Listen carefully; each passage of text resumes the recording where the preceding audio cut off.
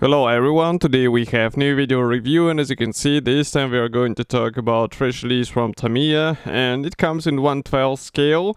So this is quite an interesting release because it copies Ducati Superleggera V4, and that's a race bike obviously, and quite a special version, and it would be interesting to copy it in this scale, so that's why I decided to get a kit with help of your donations. And here we have, let's say, the final shape of this kit. You will get exactly the same stuff.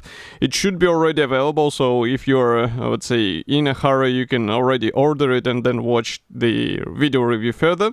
The box size is quite typical for this brand. Here is comparison with my hand. We have really beautiful box art, and it's as good as the previous bike pictures or drawings, because this is actual drawing. This is not a digital drawing as far as I remember. We also have the list of the features here, so of course it's highly detailed. We have front fork, cowling, and also some side parts molded or actually screw attached. We have also a lot of internal components. We have decals, we have also some red hues and carbon fiber material here for the for copying all this stuff. We will see it further in the video. And here on the side you can see also a short, let's say, history note about this bike. Obviously it is written in Japanese, so that's why we will not understand anything here. And here on the opposite side you can see also some information again in Japanese, and the sticker that it's distributed by the seller here. By the way, here you can see also the sticker that it's official Ducati product, licensed one.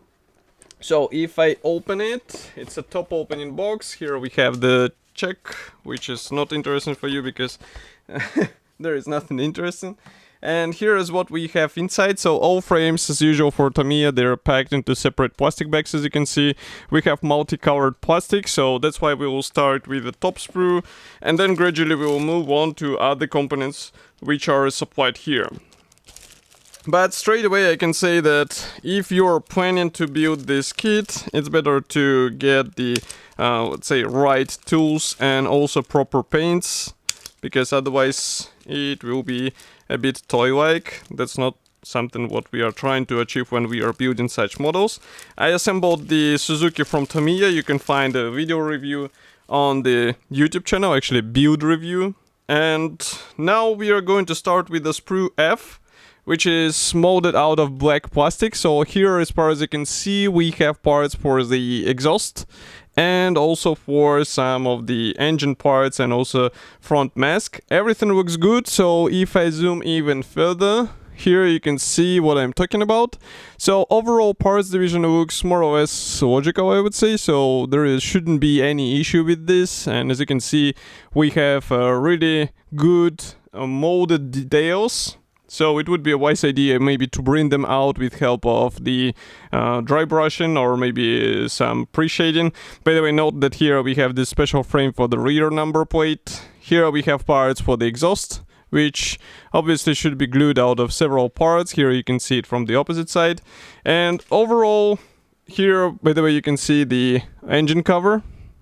So what I was going to say, that overall we still have the traditional Tamiya level of quality. That means the thin attachment points, and thin attachment points actually make it easier to separate the parts. What will be the question is whether the fuel tank cover is molded as a two-piece assembly, and I think maybe it is molded like this, because in all recent bike kits from Tamiya it was coming in this shape. And I guess this kit will not be different. So just give me a second. I'm opening the next plastic bag. So let's remove this plastic sprue and open the next one. Okay. So here we have the white plastic sprue, and I guess I will have to close the lenses a bit so that it won't be that bright for you. Here we have the external panels. So this front panel is actually molded as a single piece part, and this is really important because it is a frontal section of the bike, so it would be a shame to have the seam or gap in the middle. Here we have the side panels. So these ones are obviously molded as a two-piece assembly. And here we continue also with some other parts. I guess this is the bike stand. As you can see now it comes in a white plastic, which is quite interesting. But let's zoom in even more and take a closer look here. So maybe I'll close the lenses even more. So here you can see all of this stuff. That's, by the way, the top panel of the tank cover. So it's quite interesting that it's coming as a single piece part. Maybe it would be possible to combine it as a separate panels, and then you achieve the more or less similar or singular view. Here, by the way, you can see also we have the installation slots for the front wings. I guess these are those parts which will be installed there, because as you remember we have the separate winglets for this bike. Here you can see the parts for the bike stand. Also we continue with the front fender and also some parts for the side fairings. So everything looks really cool. Here, by the way, you can see the one-piece seat, and the design or the parts division in the previous bike kits, they more or less corresponded to what are the panel lines on the actual bike. So I hope that this one is not an exclusion. We will see it in the assembly manual, but here you can see that we have also some installation ports which will help you with the proper positioning of the parts, and also to attach everything with help of the screws. And because these parts are screwable, so you can easily remove them if you need to, and that's actually a handy feature in case you would like to display the internals. And just like the previous releases from Tamiya, this one has really detailed internal components. So I'm opening the next plastic bag where we have surprisingly 2 black sprues, and I will show you what I'm talking about. So let's remove it to the side and proceed with this sprue. So here we have road wheels. It means the wheel rims. We also have the parts for the rear swing arm. We also have the brake discs. We have some parts for the front fork, and we also have some parts for the suspension. What is interesting here is that these wheel rims, they look really good. So they are coming as a single piece parts, and they are basically ready to be used straight out of the box. You just separate them and install on your bike. And the same applies to this front wing. Here we continue with the sump cover, so it's oil sump cover, I guess. Next we continue with more parts for the internals of the bike. Here, by the way, you can see the brake discs.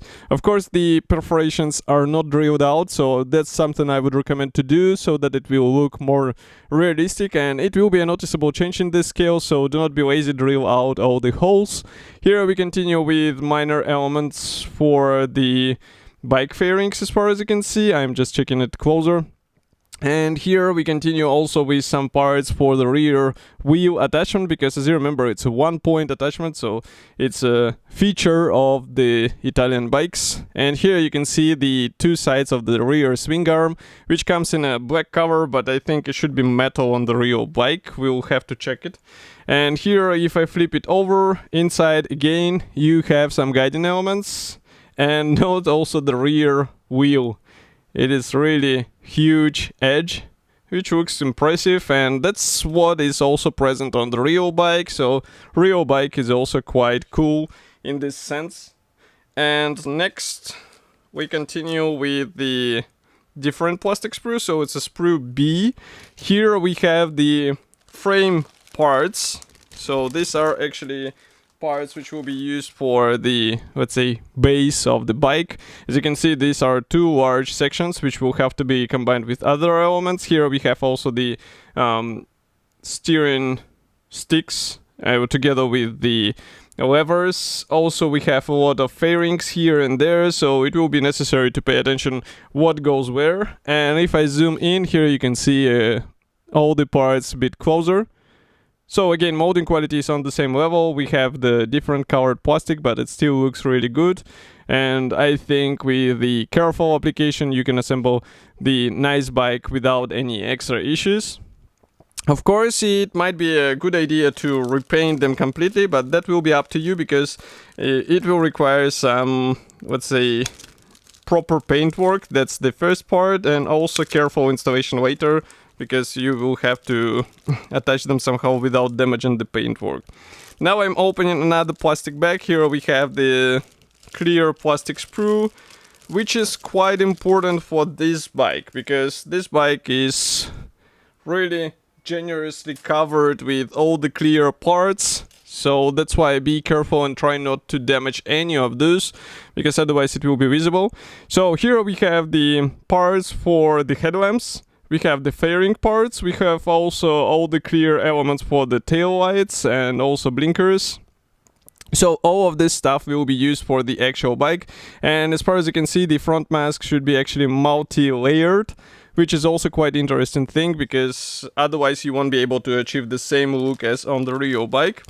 As for the accessories, I think we are all, let's say, familiar with this stuff. So we have them in one plastic bag. We have a small screwdriver, we have a small metal spring, we have vinyl polycaps and the screws which will be used for the attachment of all the parts on the bike. And here you can see also the vinyl tubing, which will be used for various hydraulic lines or brake lines on the bike. And we also have vinyl tires, which are quite simple. The tire looks fine, but there are no details on the tire walls, which is also traditional for the vinyl accessory. Next we have, surprisingly, the sealed plastic bag, because usually Tamiya closes them with help of the staples, as you remember, but here we have a sealed plastic bag. So I'm going to cut through it right now and we will check everything together. So just give me a second. This is quite a surprise.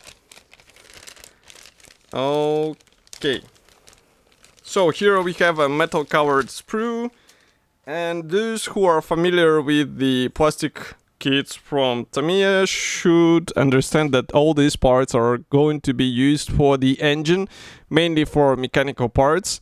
So as you can see, we have the engine parts, we have also the chain, drive chain, we have also the radiator and the fans. Also we have the front spring parts, and I can see also some rear suspension parts are included here, as well as the parts for the steering column. So let's zoom in so that you can see what I am talking about. This is really interesting that the drive chain is provided in two pieces. So here we have one and here is another one. I wonder why it was done like this. We'll have to check the assembly manual. Here we continue with the front radiator. So this engine should be glued out of several parts because it's a V4, quite, I would say, typical for Ducati racing engine, and quite famous as well because I think it goes or gives more than 200 horsepower. And it's one of the best engines on the market at the moment.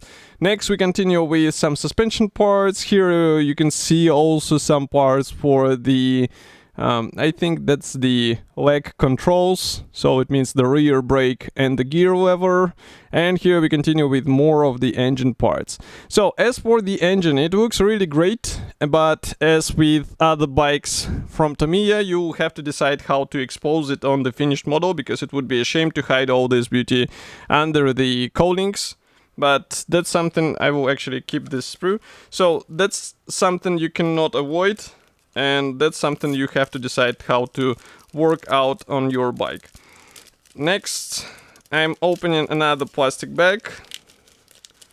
Here we have decals, and I think we also have stickers. So I will show them in a moment. Okay, let's remove this sprue. And first of all, what do we have here? So that's a tiny decal sheet, which is not mention any information about the printer, but as you can see, we have here decals for the dial. So we have night and day mode. We also have some signs for the exhaust, for example, and also for the brakes. That's really interesting that the brake drums will actually get the decals.